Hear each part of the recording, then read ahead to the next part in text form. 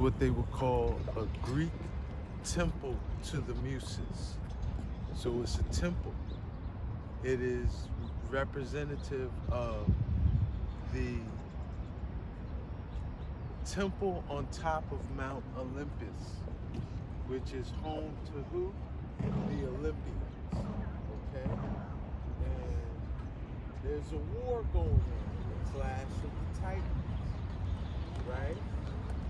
And what they're saying is the prometheus, as far as our Earth plane, Prometheus is taking shit over. And he's strangling the vulture. The vulture represents the Theban legions of ancient Kemet. Going into more contemporary times, the Moors, who under the Habsburgs, with the black vulture heraldry, ran, Europe for centuries, right? So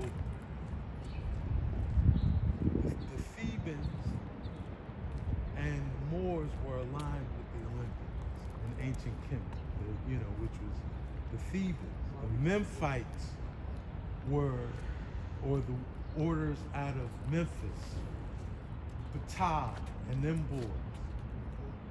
That's who Prometheus, that was his team, right?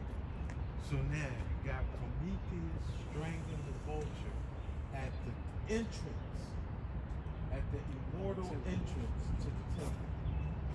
So they're saying the Titans on this plane, I don't know. I've never been in here. I've never gone in. I'm cool. Today's not that nice.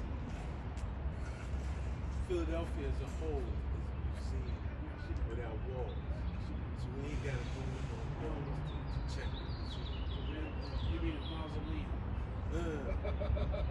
But now, where are the Olympians? They're trapped inside in what's called a pediment. So Those triangles are called a pediment. And it's an It's it's an impediment. Here we go. Yes, sir. It's an impediment for us to have direct and personal communication or connection with them.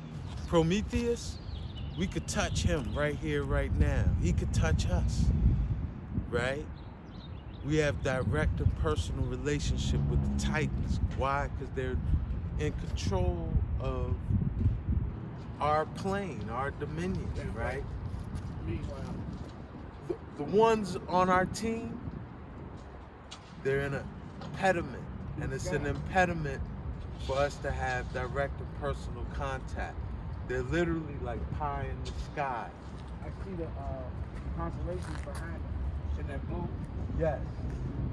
And so these are the Olympians. I don't like Apophis, I could run down the correspondences, like I have it on paper.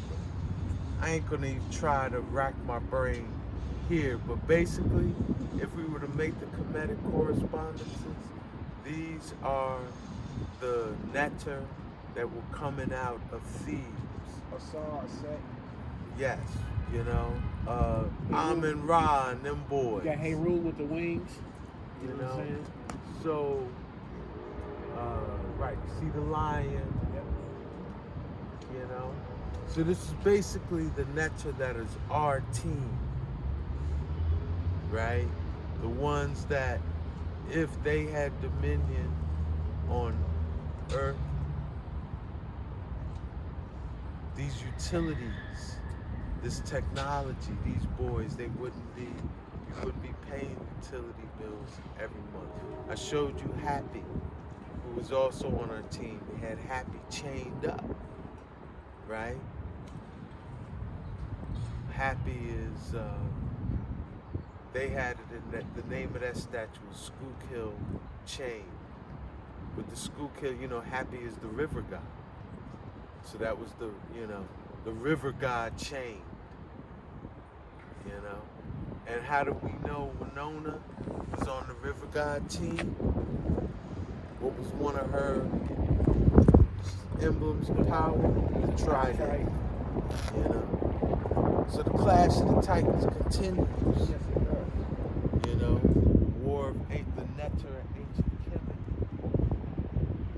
It's still happening today. And we can't get tripped out on the Greek thing just because it's depicted in Greek that it's Just not juxtaposing. that it's not relevant for us, you know. This thing is very relevant. You know. That's part of the trickery with the language of the Muses. People thinking it's irrelevant and not something that they can relate to on a level of some. Yeah, but that's called juxtaposing. But it throws you off when you juxtapose it because you don't think it relates to you. Yeah. But when you understand any pantheon of any gods, you're looking at the same, original energy. They just have different names according to where you come from. They may be called this or that. You know what I'm saying? There you go. So yeah. All right. You got all these lion heads lacing this building. This is crazy. What we'll do, we're gonna have